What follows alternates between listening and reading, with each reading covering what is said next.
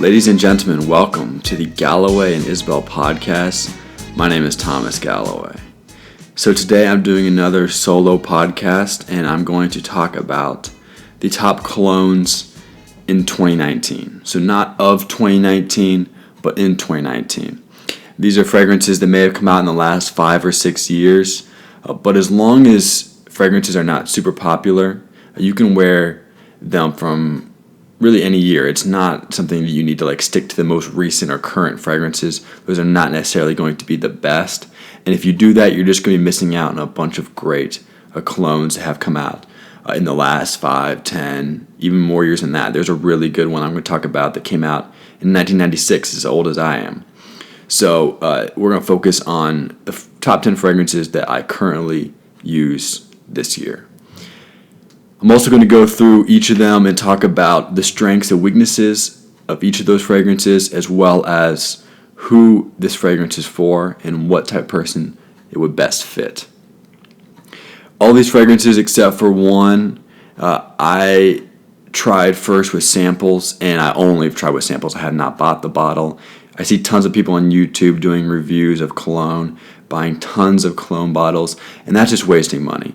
That's dumb. That does not make any sense whatsoever. You can get free samples at Sephora, at Dillard's. You can sign up for a service called Scentbird and other subscription services, which will send you cologne samples for $10 a month, and they'll give you quite a bit that you can try out. There's absolutely no reason to buy colognes without having tried them first in a way that is not that expensive. If you don't want to listen through all of these explanations of each cologne, I put the top 10 list in the description below. You can check that out, but I would definitely recommend listening at least to the parts that are relevant to the fragrances you're thinking about checking out, just so you have a general idea of what you're getting into. Okay, so let's jump right into it. Number 1, Creed Aventus. This fragrance came out, I believe, in the last 5 years at some point, and it is $300 for 3.3 ounces. So it is an extremely expensive fragrance, easily the most expensive one on this list. All but 2 of these fragrances are going to be less than $100 for about 3 ounces. Most of them are around $50 to $60 for that amount. But Creed Aventus, it gets this spot because it smells incredible. It's citrusy, a little musky. It's a very masculine fragrance. It has great sillage and longevity. Sillage is the ability of the fragrance to project whenever you're wearing it, so how far people will have to be away from you to smell you. Longevity is obviously how long the fragrance lasts. Usually these are heavily correlated. If a fragrance has great longevity, it'll have great sillage. Rarely does one have bad sillage and great longevity, or vice versa. This is just generally describing the strength of the fragrance. This is not good. I'm watching Bloomberg right now, and LaCroix is not doing so well. Our future sponsor, LaCroix, seems to be struggling a little bit. That's disappointing. All right, LaCroix, hit us up. That might be the one thing you guys need to get yourself back on track. Okay, so back to the fragrances. So this fragrance is mass appealing, absolutely, but it's still interesting. Some fragrances will appeal to everybody, but there'll be nothing about it that stands out. You'll be like, this is just boring. There's a lot of fragrances like that. Versace Homme is a good example. But this fragrance has the ability to have everybody like it, but still intrigue them in some way. This fragrance is also not going to be something everybody has, obviously. It's $300. And the only people you're going to smell like are people who are rich and people who really care about fragrance and are willing to spend a lot of money on it. I should say that Creed Aventus was the only one on this list that I could not get a free sample for. There's samples on Amazon for about $10, and I had to go with that route just because you can't find this in Sephora or another department store, and they're not going to give out free samples of this. So the only people you're going to smell like are rich people and people who really care about fragrance. And even that list is going to be super small because not all rich people are going to be doing research and finding the best cologne for $300. They're just going to be buying a cologne for $300, and whatever happens, happens. So this is it. If you do want to pay the money for it, you're going to be an exclusive group. Strengths and weaknesses of this. Strengths, it's just a great fragrance, and I went through that quite a bit already. Weaknesses, cost. A lot of times these strengths and weaknesses are going to be a little bit of a summary of what I've already said. Who this fragrance is for. I already covered the two groups, rich and people who really care about fragrance. One thing I would recommend, if you do not want to pay the money for this and you have people in your life who will buy you gifts for your birthday or another occasion that are willing to pay quite a bit of money for it, say, drop a little hint here and there that you're looking for a fragrance and you really want to try this Creed Aventus. You hear it's great, and you might have someone in your life who will buy it for you. That is a pretty solid option. So that's who this fragrance is for. It is. I would definitely not be jumping into this right away. I have not bought this fragrance. I wear the sample occasionally to nice events or to dates, but it's in. I think I might invest in the future, but at this point I have not. Okay, so on to number 2. Number 2 is Dior Sauvage Eau de Toilette EDT. The EDP is pretty good. I prefer the EDT. There's a lot of debate on this. I think the EDT is cleaner and fresher, and I like that. Rarely do I prefer the EDT over the EDP. I'll go into a little more detail on the difference between those two in a couple fragrances down the line. But I love Dior Sauvage EDT. This has been my main fragrance for the last year. It's $93 for 3.4 ounces. It smells great. It is distinct from other fragrances. The only problem is that it itself is popular and getting more and more popular. So whether it's distinct from other fragrances may not even matter if a lot of people have it. There's a couple reasons this is the case. One is the face of this fragrance is Johnny Depp. So that has obviously driven a lot of popularity, this fragrance. When I was about to buy this fragrance, I went in there and was trying a few different fragrances, and I was talking to the saleswoman, and she told me that guys come in there and just ask, where can I buy the Johnny Depp fragrance? Without even trying it, without even researching it at all, they just know Johnny Depp's the face of this fragrance and they want to buy it. And obviously that goes against every fiber of my being as far as being someone who takes this process seriously and to actually do the work to get a good fragrance. And they're just kind of stumbling into it, which works out in this scenario, will not work out in a lot of situations because they're wasting money. But it works out here because this fragrance is great. I think another reason it's popular is because it looks like the word savage. So if you just imagine for a second that you're going in to buy cologne, you have no background information on any of this stuff, you're just going in blind and you don't really know what you're doing. And one fragrance, and you can't really decide, say between 4 fragrances you try out. You just spray it on yourself, which is not a really good strategy to try out fragrances, just to spray it on your hand in the store or on one of those little awful strips. You get a general idea, but you're not going to get a very accurate idea of what a fragrance actually performs, how it actually performs. And that's a whole nother podcast. And so say you have 4 fragrances you're kind of into. I'll just get the one that looks kind of like Savage. That might sound kind of stupid, but I honestly believe that is part of the reason that people are drawn to this fragrance. Another reason it could be popular is just because it smells great and it's of very high quality. That could be just the reason. It's hard to know sometimes how much the marketing matters and how much the actual quality of the fragrance matters. I personally think the marketing is extremely important, especially with fragrance, because people aren't very good about actually figuring out which fragrance they want the most. And just putting and you see it all the time. There's famous people. Almost every fragrance has a famous person as the face of that fragrance. So obviously, a little bit of market research has told them that this works. The next thing I want to talk about with this fragrance is that it has great sillage and longevity. It lasts a super long time. It projects very well. And in the last part of the fragrance, it mellows out into this smooth, creamy, kind of soapy feel that is easily my favorite part of it. And even though it is popular, I would recommend this fragrance just because it is of such quality.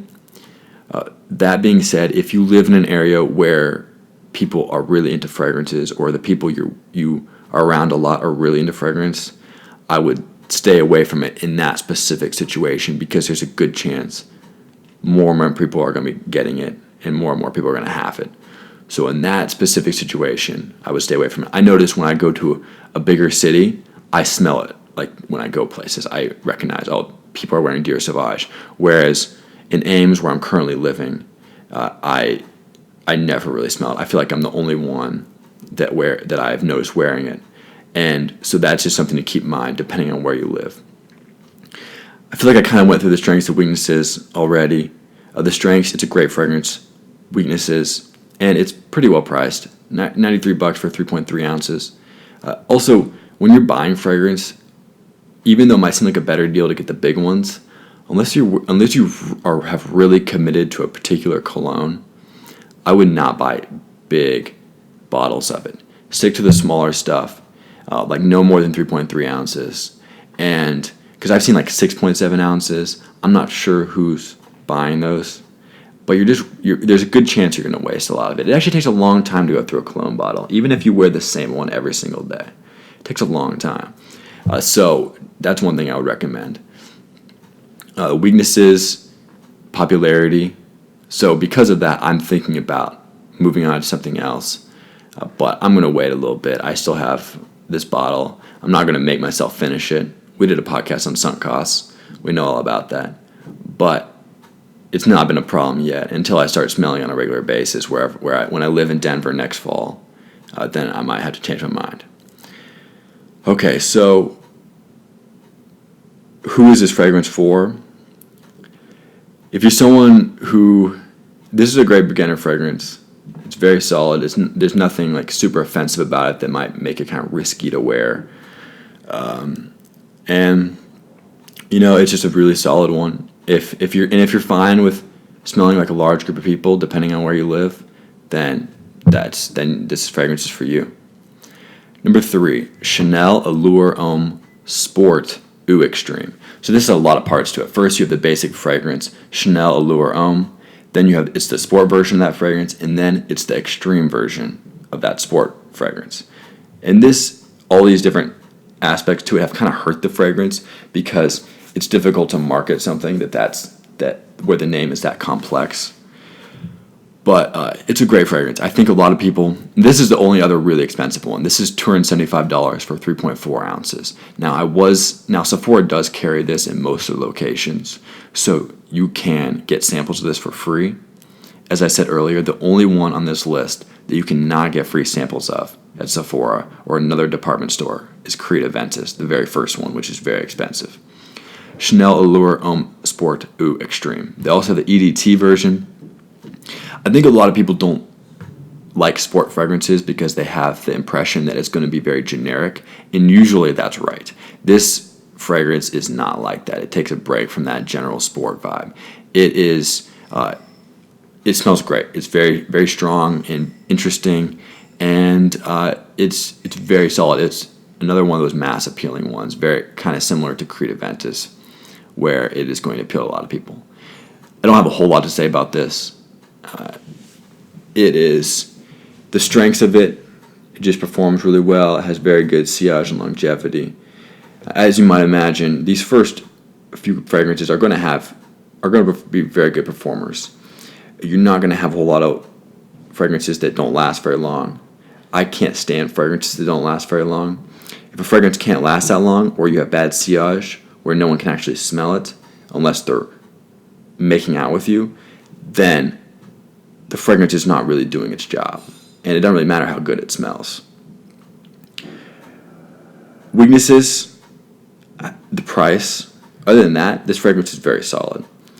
Who this fragrance is for, I would say, unfortunately, for the price, if you're going to pay a lot of money for a fragrance, okay, this fragrance is for a person who has a lot of money to spend on 2 expensive fragrances. Like, 1 expensive fragrance is not a big deal for them. They can go on to 2. That's who this fragrance is for. So that's not a large group. That's definitely not me. Whenever I'm at Sephora, where they carry it, which is most of the place I've been to, then I might get a sample and just wear it for a little bit because I really like it. but it's not one I ever plan on buying. That being said, it's a great fragrance, so obviously it's going to make the top 10. Now after this fragrance, we're going to get into some more, what I consider more practical fragrances that are generally, I think the rest of these are all under $90. Most of them around 50, 60 for 3.3 ounces. So that's good news. Okay.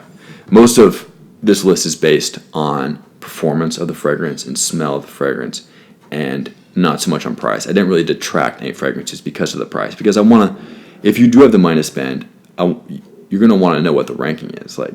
And then if you don't have the money to spend, then just knock these two off the list. No big deal. Number 4, Acqua di Gio by Giorgio Armani, Profumo. So this is the one I was talking about earlier. The original came out in 1996. It is like a white translucent bottle. It's Pour Homme. That's the original. And it is a super popular fragrance. It's more light and fresh. It's great for the summer and pretty good for the rest of the year. And then Profumo, which is the one I'm ranking number 4th here, has a black bottle. It came out in 2015. It's 2.5 ounces for $86. And it is basically a richer, spicier, stronger version of Pour Homme. I really like it. I think it's bolder and more intense than Pour Homme, and I like that about it. Pour Homme is a little bit boring for me.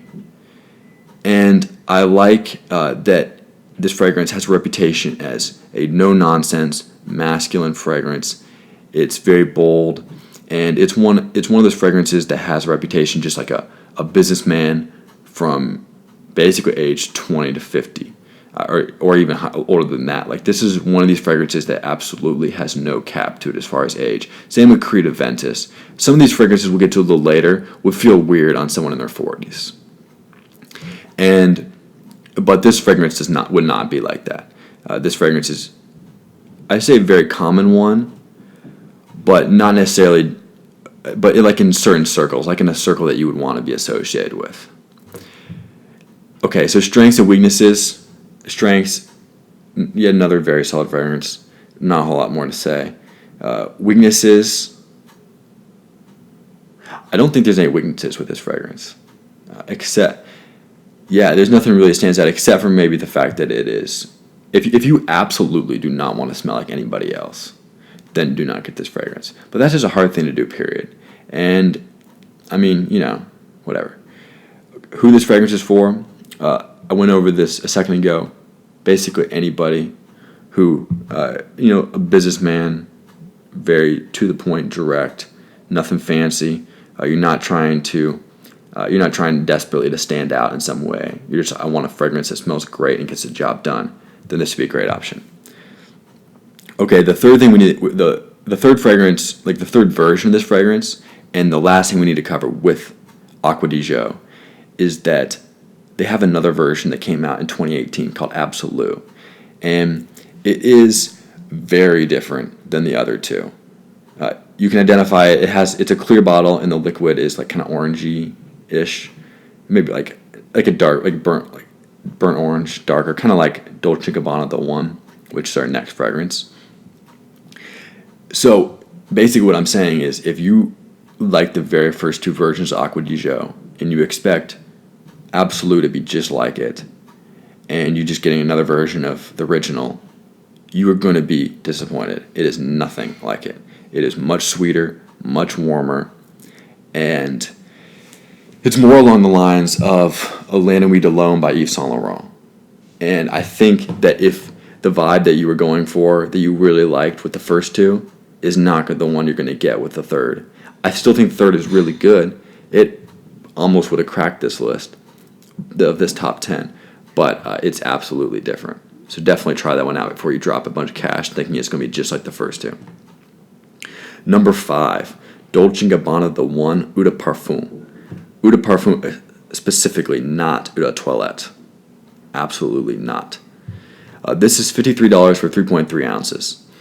And this fragrance is exactly what you want in a second edition. So most fragrances start out with the Eau de Toilette, an EDT. And this fragrance is not going to be as strong as the Eau de Parfum. And after a few years, depending on how it performs, they will release a second version of the Eau de Toilette. They'll make it stronger, and they'll make it an Eau de Parfum, an EDP. The EDP will always be stronger, maybe not significantly, but it will always be stronger. And sometimes they'll try to fix any issues the first fragrance might have had beyond the strength of it. It could be just something about it that people didn't like.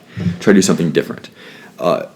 So my very first fragrance, first one I ever bought, I didn't do a whole lot of research, and I got the Dolce & Gabbana, the one, Eau de Toilette. And I was super happy with the smell of it, but the longevity and sillage are not good.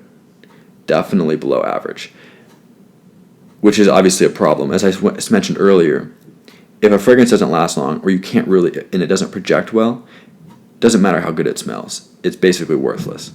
And but the EDP fixed that incredibly. The fragrance smells the exact same. It's rich, warm, spicy, but now the longevity and sillage are also phenomenal. And that makes an easy top 5. Maybe I should have had it higher on this list. I think this is one of the greatest smelling fragrances ever. It's incredible. This fragrance is perfect for cold weather, and it's still something you can wear the rest of the year, but it's great for cold weather. It's very classy and sophisticated.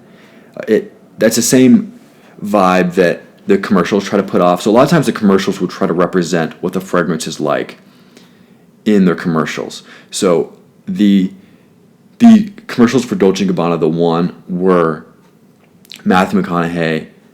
He was wearing I think he was wearing a tux, and they definitely try to give off the vibe of the scent itself, and they did a good job of that. Another example with Johnny Depp and Dior Sauvage, they try to make the commercial's very edgy. Johnny Depp himself is an edgy guy, and I would say the fragrance is very similar to that. The commercial does a good job of representing the fragrance. Same with Dolce & Gabbana the one, same with Dolce & Gabbana Light Blue, which we'll get to in a second. It's farther down this list. But I think this fragrance is perfect for around the holidays. It absolutely has a black tie, big event type of feel to it. It is another fragrance that is a little too more popular than I would like it to be. And maybe I'm asking too much of these fragrances. Like, I want something that's very unique a lot of the times. And it's hard to get an incredible performing fragrance from a big brand, or a brand you're going to find at Sephora, which basically all those brands are big. Versace, Dolce & Gabbana, Paco Rabanne, Acqua, what's the one? Yeah, Giorgio Armani. A lot of these fragrances, they're going to just be popular inherently because of the fact that it's a big brand being sold at department stores. It's just part of it. So maybe I'm asking too much of these fragrances when I want them to be super unique and rare, but that's my opinion on it. Strengths and weaknesses. Strengths, great fragrance, great performing fragrances. Weaknesses, popularity. Maybe I should stop doing these strengths and weaknesses because I'm basically just repeating stuff I said. But I think it's a good way to summarize it. Who this fragrance is for? Great starting fragrance. $53 for 3.3 ounces. That's a good deal. And it is something you wear to all occasions. Even though I specifically said it's best for the holidays and all that, it's still absolutely something you can wear all the time. Number 6, Versace Eros Eau de Parfum. This is 3.4 ounces, or $57 for 3.4 ounces. It's named after the Greek god of love. And this is one thing I mentioned in the video I did about this a while ago. If you wear it on a date, make sure you do not spray too much, and do not spray it right before you sit across from her, or if you're going to see a movie and are sitting right next to her, especially in that scenario. This fragrance comes out firing. It's very strong, very bold. And if you're thinking, well, that's the exact vibe I want to give off, I get it, that's awesome, but trust me, you will still give off that vibe if you spray it 45 minutes before your date. You will absolutely still give off that vibe. It's strong enough that it will be there, firing, still, throughout the date. The last thing you want to do is spray way too much right before your date and come across as trying way too hard. Spraying it 45 minutes before will still do exactly what you need to do. Trust me. And the last thing about this fragrance, if you're the type of guy that tries to take over a room when you walk in, this will be a good fragrance for you. If you're not that type of guy, but you want to be, this will give you the confidence to do it. It's one of those fragrances that just makes you feel like you can do anything. It's not a super subtle fragrance, and sometimes I prefer a fragrance to be a little more sophisticated, but in a lot of situations, this is a great option. As far as smell, it's very citrusy and very potent. It's very distinct. This is one that I've recognized in a group of people. I know exactly. I got a bunch of people wearing fragrances, and you can just smell Versace Eros. So if you are going to a place where a lot of people are wearing fragrances and you want to stand out, this would be a good option because it will overpower everybody and just knock them out, and then overpower everybody else's fragrance, and then be like, you're the last one standing.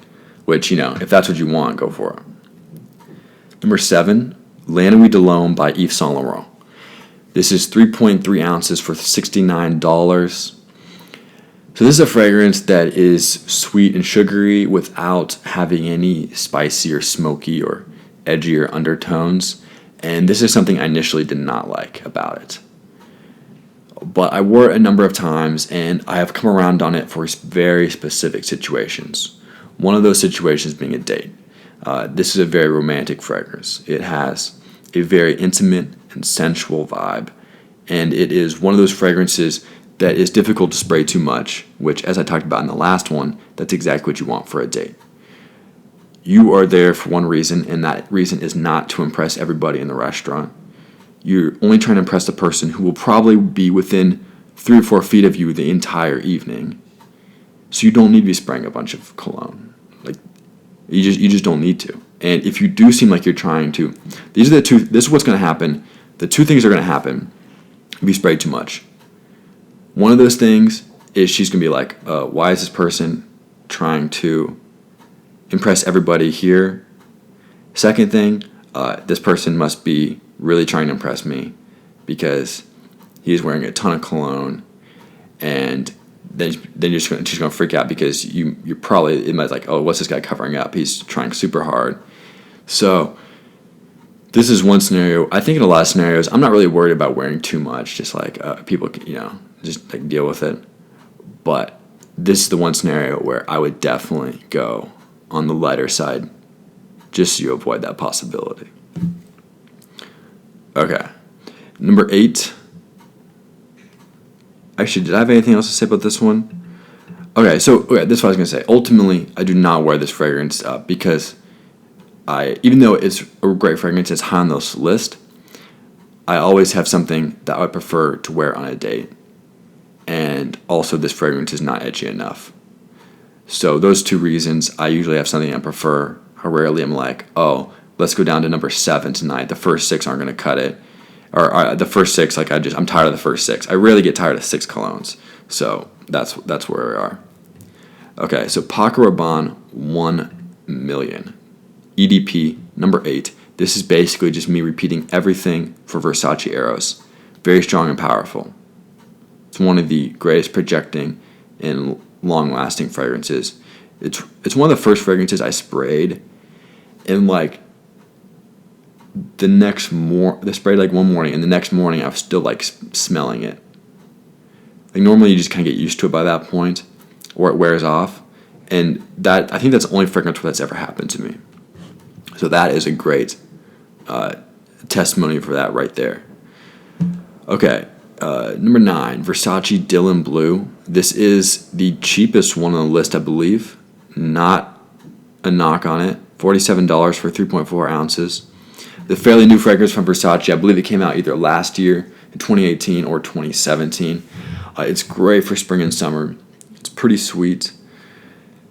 It has solid longevity and sillage. I don't think it's not a great performing fragrance, which makes sense for $47.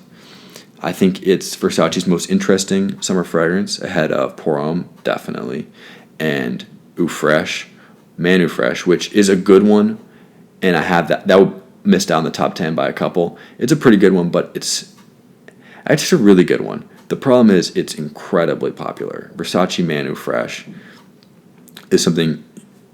Basically, anywhere you go in the summer, you're going to smell someone wearing this. Okay. Yeah, Versace Dylan Blue is a really solid summer fragrance. Great price. Great beginner fragrance if you're not trying to put too much money into a cologne.